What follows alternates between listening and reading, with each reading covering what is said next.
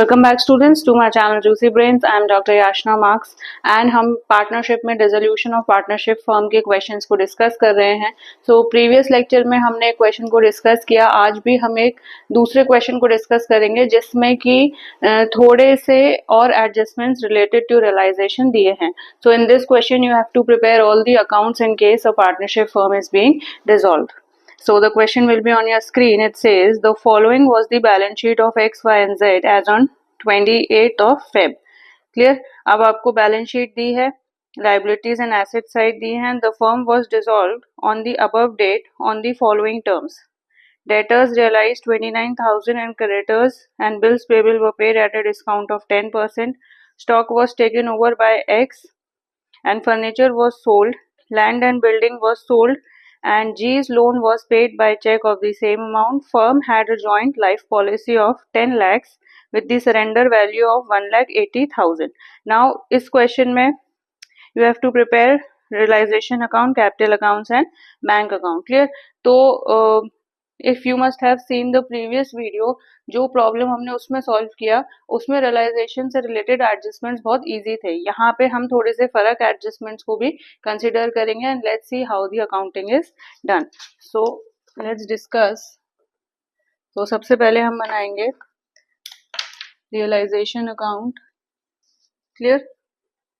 सबसे पहले हम ट्रांसफर वाली एंट्रीज करते हैं, transfer of assets and transfer of liabilities. So first we will transfer the assets to bank.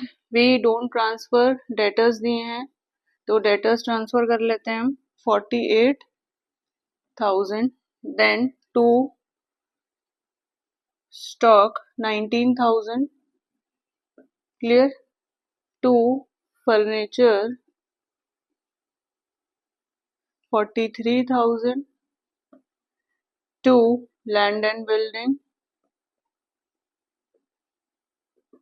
how much 1,09,000. and now Z's capital balance is given 20,000 on the asset side. That means now just remember the capital accounts of the partner. capital accounts का opening balance credit side जाता है. so अगर ये partners का capital account का balance liability side दिया है, that means this is the credit balance. तो अगर क्रेडिट बैलेंस पार्टनर्स कैपिटल या करंट अकाउंट का दिया है वो भी रियलाइजेशन में ट्रांसफर नहीं होता. And this is the debit balance. Why? Because it is given on the asset side.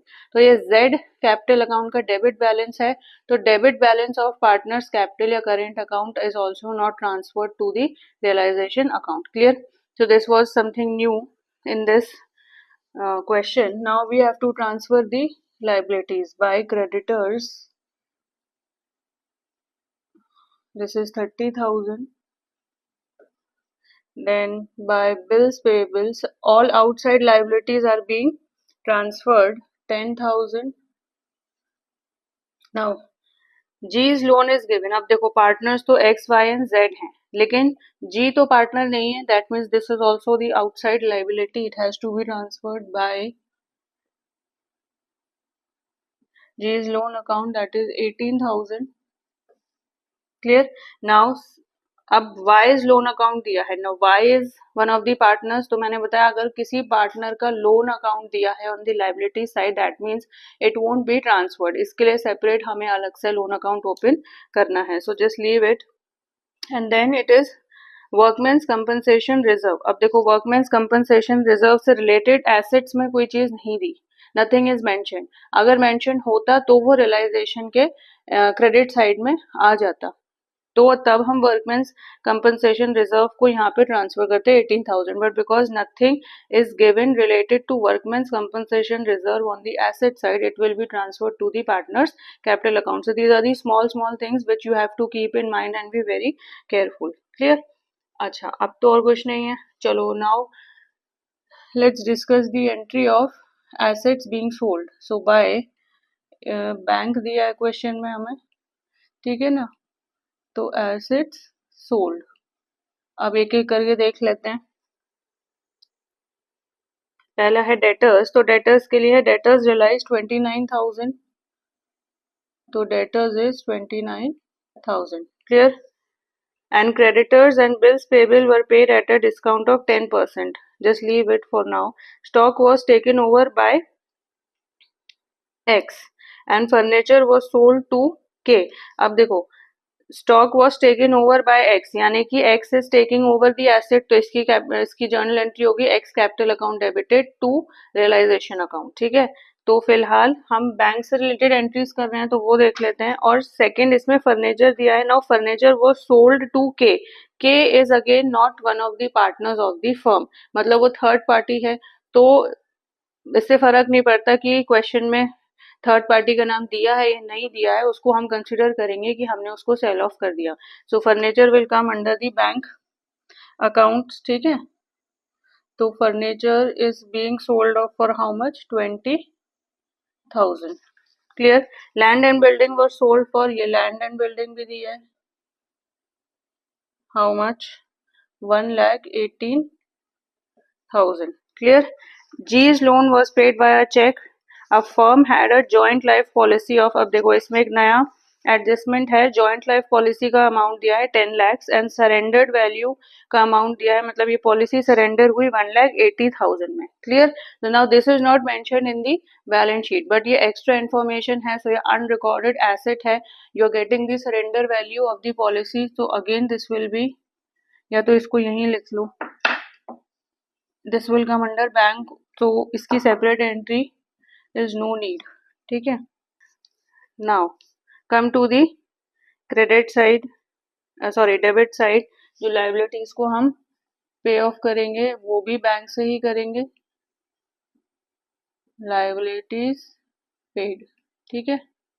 तो अब पहला क्या आएगा, देखो यहाँ से क्रॉस टैली भी करते जाओ, डेटर्स हो गया, फर्नीचर हो गया, लैंड एंड बिल्डिंग हो गया एंड स्टॉक हो गया, clear. Joint life policy extra information थी वो भी हमने रिकॉर्ड कर ली। Now come on the debit side, it says creditors and bills payable were paid at a discount of 10%, तो यहाँ पे क्रेडिटर्स आ गए और यहाँ पे बिल्स पेबल भी आ गए। अब ये है मेंशन कर रहे हैं कि 10% डिस्काउंट पे, so creditors were 30,000, so this is 27,000, ठीक है। डिस्काउंट है तो कुछ लेस में गया होगा and bills payable is 10,000, so this will B 9,000, ठीक है। तो क्रेडिटर्स हो गया, बिल्स पेबल हो गया। जीज लोन के बारे में दिया है, वॉज पेड बाय चेक, तो फुल अमाउंट जीज लोन का भी हो गया, तो इसको हम जीज लोन कर देंगे, कितना है 18,000, क्लियर। चलो इसको ऐड कर लेते हैं, so this is coming to 27,000 plus 9,000 plus 18,000, so this is 54,000, और इसको भी ऐड अप कर लेते हैं, 29,000 plus 20,000 plus 1,18,000 plus 1,80,000, this is coming to 3,47,000, clear. Okay, stock was taken over by X and अच्छा stock was taken over by X, तो इसका होगा by X capital account stock, I have told you the journal entry, ठीक है ना। तो this will be 17,000, clear. Land and building हो गया, loan was paid by check हो गया एंड जॉइंट लाइफ पॉलिसी की भी हमने एंट्री कर ली, okay. Now apart from this I don't think so और कोई एंट्री है, रियलाइजेशन एक्सपेंसेस इसमें नहीं दिए, so let's calculate 30,000 plus 10,000 plus 18,000 plus 3,47,000 plus 17,000, this is coming to 4,22,000 minus 48,000 minus 19,000 minus 43,000 minus 1,09,000 minus 54,000, so the profit is coming to 1,49,000, ठीक है। यहाँ पे हम लिख लेते हैं 4,22,000, क्लोज ऑफ कर देते हैं, ठीक है। प्रॉफिट है तो इसको डिस्ट्रीब्यूट भी कर लो, 2 capital accounts in bracket you can write profit. Partners कितने थे? X, Y and Z. इनका कोई रेशियो नहीं दिया है, दैट मीन्स इक्वली डिवाइड हो रहा है इसमें। Now see the amount is coming to be 49,666.6। Clear? So अगर पॉइंट्स में आंसर आ रहा है या शेयर आ रहा है तो उस केस में किसी दो पार्टनर्स के शेयर की अमाउंट को हम राउंड ऑफ करेंगे एंड एक पार्टनर की शेयर को एज इट इज लिखेंगे। तो इनको हम राउंड ऑफ कर देते हैं। So 49,667 and this is 49,666. You will add up, it will come to 1,49,000. Clear? तो ये तो हमने realization बना लिया. So why is loan account? Since it's a loan account, so it will have a credit balance by balance brought down. How much? 20,000. इससे related और कोई entry तो है नहीं, तो इसको हम close कर देंगे 20,000 से. And the balancing figure will be on the debit side to bank account. Clear? क्योंकि बैंक से ही पे कर रहे हैं हम सारे। नाउ कैपिटल अकाउंट्स बना लेते हैं। Now opening balance is given in the question. तो इनका तो क्रेडिट बैलेंस दिया है, ओपनिंग बैलेंस कितना है? 75,000 एंड 85,000। और जेड का डेबिट बैलेंस दिया है, तो कितना दिया है? 20,000। Clear? Now just post the entries related to capital accounts. देखो रियलाइजेशन अकाउंट में इधर तो कोई एंट्री नहीं है, ठीक है। प्रॉफिट को हम पहले ट्रांसफर कर लेते हैं to realisation. in bracket you can write profit. This is 14,667, 49,667 and 49,666। ठीक है। यहाँ देख लो, यहाँ कोई एंट्री है? कैपिटल एक्स की है, X related. So X capital account debited to realisation account, he is taking over the stock. X is taking over the stock, ठीक है ना। This is 70,000। Apart from this adjustments में तो कोई और एंट्री नहीं है। बैलेंस शीट में देख लेते हैं, कोई रिजर्व तो नहीं रह गया, कोई unaccumulated profit losses. Workmen's compensation reserve is given 18,000, तो ये भी डिस्ट्रीब्यूट होगा। Sorry, this will be bye,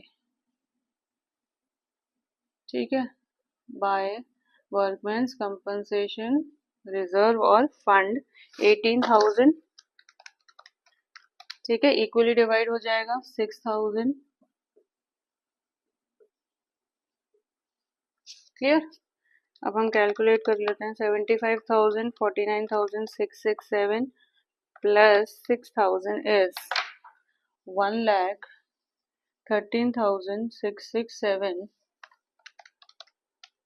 So this is 1,13,667 to bank account. Obviously you will pay.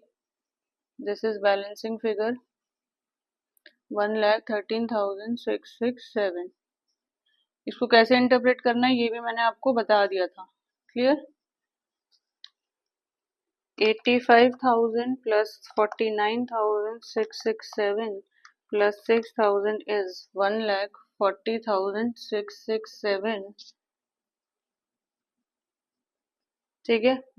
अब ये 1,40,000 आएगा क्योंकि यहाँ तो कुछ है नहीं। 1,40,667 एंड जेड का क्या है? 49,666 plus 6,000 is 55,666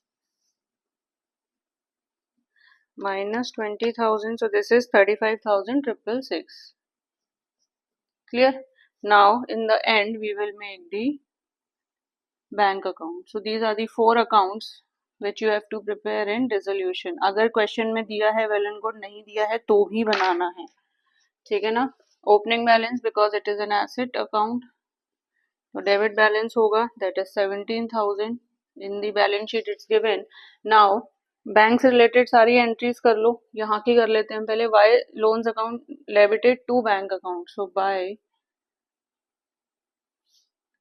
wise loan account, this is 20,000. Then X capital account debited to bank by Y's capital account by Z's capital account कितना है 1,13,667, 1,40,667 and this is 35,666. Come to the realization account. realization account debited to bank है, ठीक है, कितना है by realization, this is liability paid, don't get confused, this is 54,000, ठीक है। और यहाँ देख लो, this is bank account debited to realization,